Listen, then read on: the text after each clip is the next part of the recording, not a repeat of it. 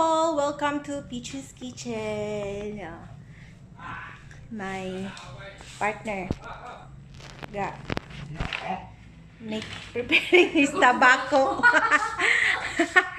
So today is 20th of June. Before mag-start ng recipe later ng isang video, flex ko lang sa inyo yung mga in-order ko online. Okay? Pakita ko lang sa inyo kung ano yung mapopost ko this coming ditong mga araw na ito. Okay?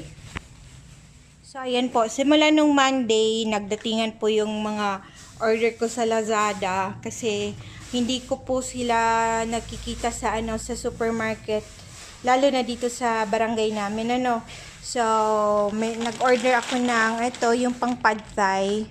Alam niyo yung thai recipe, ganon. Tapos nag-order ako ng 2 bote na ng Chinese rice wine, and then meron akong green curry.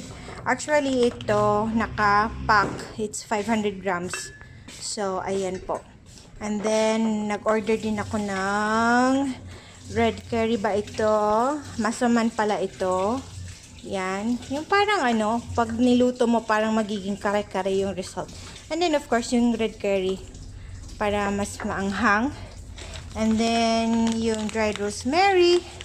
Ayan, masarap ilagay pa kayong nag-oven ka ng kunwari ribs, pork ribs, chicken. Ayan. And then nag-order din ako ng chili flakes, cinnamon powder. And then ito naman is tamarind paste para din pang pad thai, 2. And then isang dried basil, sweet basil.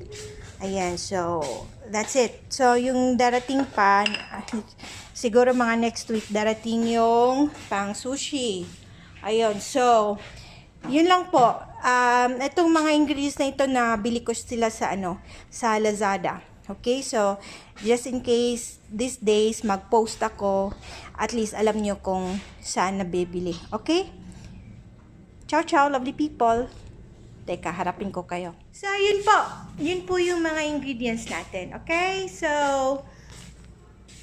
preparation para sa pork masaman, and then I'll post also another video, not one recipe. Okay? Ciao, ciao, lovely people.